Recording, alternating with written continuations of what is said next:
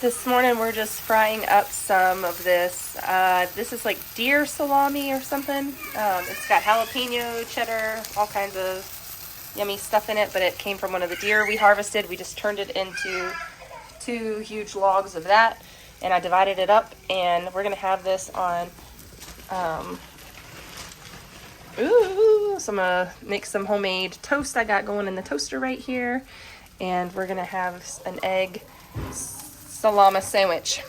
Welcome to my channel, Rouse Rising. If you are new, my name is Katie, and I'm glad that you are here with me today. If you are into homemaking, homesteading, natural living, that sort of thing, click the subscribe button. We'd love to have you a part of the Rouse Rising family. Today I am sharing with you a day in the life. My husband's currently out of town, and I have 5 kids. Let's get right to it. Good early morning to you. I thought I would bring you guys along. I'm trying to get outside to the garden. I'm trying. But I realized I need to make bread. And so we have a loaf of bread today. Aaron is actually out of town right now. He is at the US Open qualifier up in Portland, Oregon. And he's playing in that as a pro golfer. If you guys are new here and you didn't know, he plays professional golf on the side. He's also in the military, so that keeps him very busy. And then I should kind of share a little bit of my journey with you, but he left yesterday morning, so last night was the first night home alone with the kids. And it's usually, I would say, fairly stressful for me. I'm just, triple check all the locks on the doors and all that kind of thing. It's just kind of scary, but I have plenty of golf club weapons and sharp knives and arsenal of sorts. So I don't worry too much, but at the same time, that thought's always in the back of your mind. You're always concerned and worried about the children, but I'm going to grind up this bread. So I'm going to show you, get my bread going. We're going to go out in the garden. We're going to do some work. We're going to burn a little fire, tackle the day's chores. We're going to get this day going. I mill 4 cups of flour, and I start out with 1 2/3 cup lukewarm water, 2 teaspoons of salt, 4 tablespoons of sugar. I'm then going to add 4 tablespoons of fat. Today I'm going to use olive oil. Sometimes I use butter. Sometimes I use coconut oil. I'm going to dump in my 4 cups of flour, and I'm going to make a little nest on top to put 2 teaspoons of yeast. And this is going to go into my bread oven or my bread maker for a standard loaf of bread.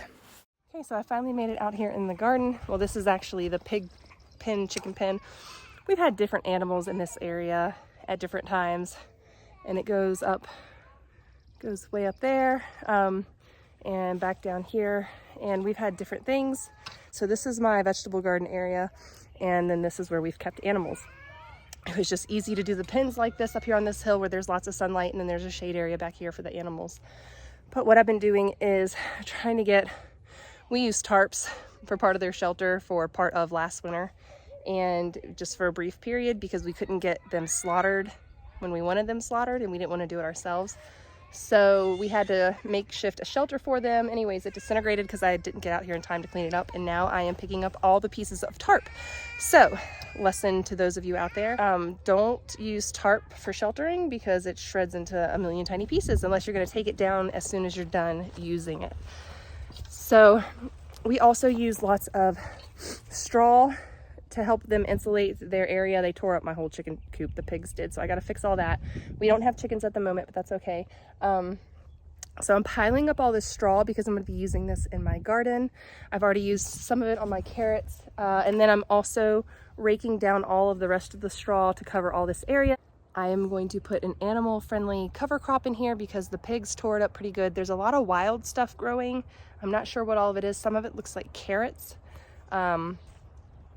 Are they carrots? I don't know, but there's a lot of wild stuff growing over here. Oh, there's a hummingbird. Hummingbird just flew. Hi, little hummingbird. So yeah, that's what I'm doing here. I'm just cleaning up. I got a little bit of a fire going right there. I've got my little bit of a trash pile going right there that I am not going to burn, that I am going to be taking down to the trash pile because I have some tarp also. Okay, so I have to repair this before we can ever put chickens back in here again. But then over here is the garden. I planted a bunch of carrots in this bed right here. I can't get my arm to go the right way. This, and I've got some other stuff. So keeping that going, I want to put a bunch of raised beds in. I took some bricks and I bricked in this little area. I'm going to add some more dirt to that. That has some herbs growing in it already. I've already planted some more seeds in there. I've got to weed out some stuff that doesn't belong and then focus on planting some things in this little area. And then I've got my onions right there that we've got to get planted, but the baby's really fussy, so he's not going to let that happen. The pine trees dropped a bunch of pine cones, so I've got to get those out. My garlic's looking great back there along that fence line. So yeah, we'll have a little bit of a garlic harvest. I should have planted a lot more, but I was experimenting to see if it would work. Beside that, I have leeks in a leek bed. I've got all of my greens over there going, but I'm going to do some raised beds, I think, in here somewhere between these two. And then we also have lots of mullein growing. This one's kind of beaten up and ratty, but there's a mullein. There's one. There's one. I don't know if like the little mullein mites are getting them or if the deer have eaten some of them, but we've got lots around here. Let's go get this little guy.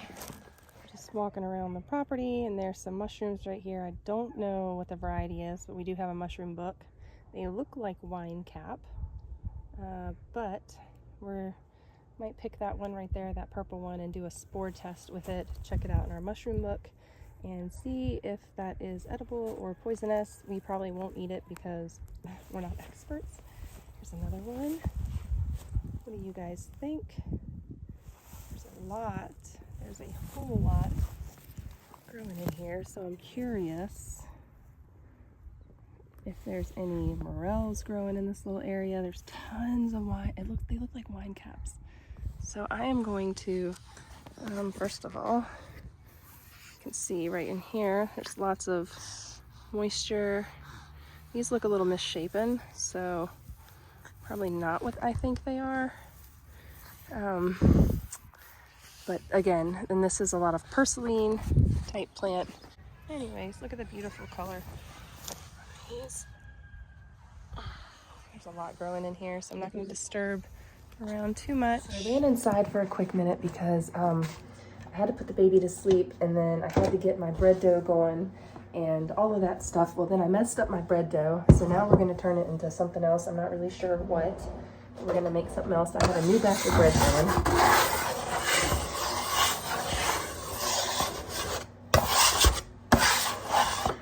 Countertop cleaned off, and then I am just going to gas this.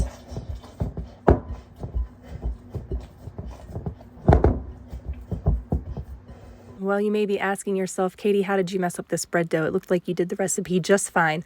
Well, I milled my flour, and then I didn't account for it being milled and not compacted. And I needed to add a little bit more flour to this bread dough, but I added way too much. Once it started going in the bread machine, I noticed it was too wet, so I added more flour, added way too much, anyways, made it way too dense. And so now I'm going to turn it into breadsticks.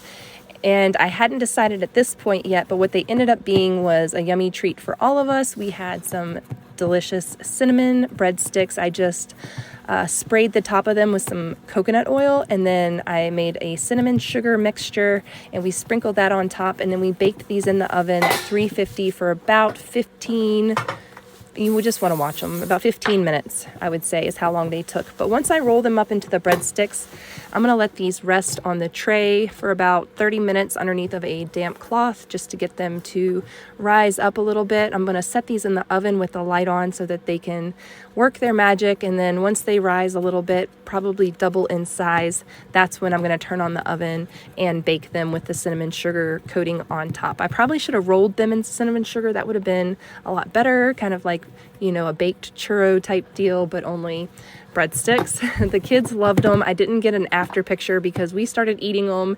And if you know life, when you're home alone with your children for days on end, it's just hectic a lot of the time. There's a lot to do always, especially because my husband's gone sun up to sundown nearly every single day.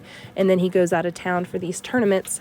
So it's me and the kids alone a lot of the time. And I feel like there's a lot on my plate. and that there's always a lot going on, and I never stop moving, and I rarely ever get breaks. I take a break when I go to sleep at night. And that's just how life is, you know, one foot in front of the other. I've got to keep moving. I've got to keep pushing. We keep pushing every day. We keep working hard. We keep producing. We keep making food for the family. We keep cleaning up. We keep growing, and we keep thriving. That's what we keep doing. We keep rising. That's how we do it here. All right, the light on. I'll let that go for about 30 minutes. Let's run up here to the garden and do that. Back out at the garden, I've got plans for this upper corner over here. I've planted most of the top part of my garden except for the area where I'm going to put tomatoes and cucumbers, but the deer came along and ate all of my corn seeds, so I'm going to have to replant my corn. But right now what I'm doing is raking back from this fence all of these pine needles, and once these pine needles are raked back, then I'm going to till up the earth just enough to place my little tiny onion babies in there so that we can start growing some onions. To my right, I have a leek bed that I planted, and up to my left, I'm going to be putting some potatoes in that corner, and I'm going to make a big mound, hopefully, of lots of potatoes.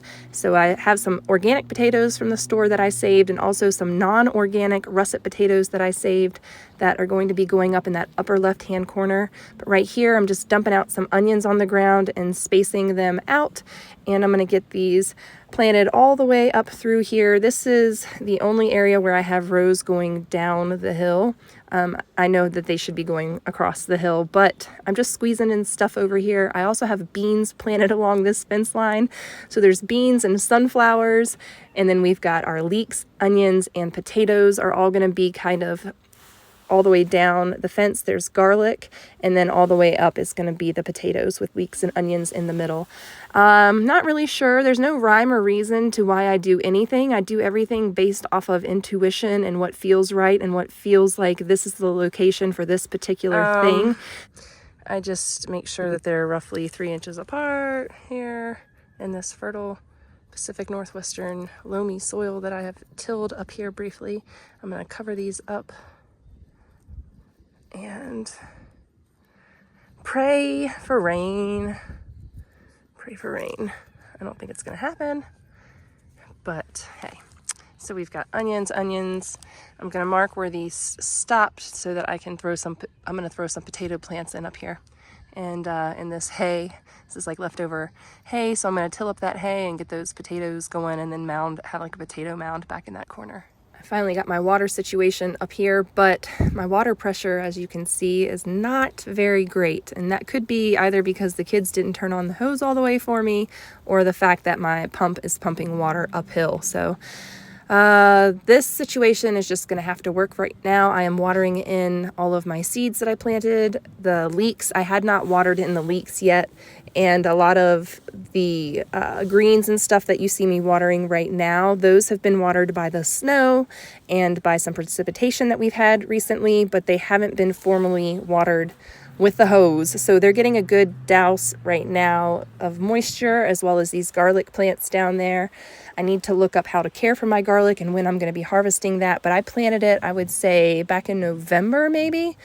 And then it came up really well. Up here, I'm going to start on my potato area, and this is very dirty straw. I was calling it hay earlier, but it's actually straw, and it was piled up in this corner. I just let it kind of compost a little bit, and you can see how dark it is now, but I'm going to be using this for my potatoes, and I'm hoping that this nice loamy straw composted soil is a great way or material for these potatoes to grow in. So I'm piling up some right here. I'm also going to get some other dirt from another location.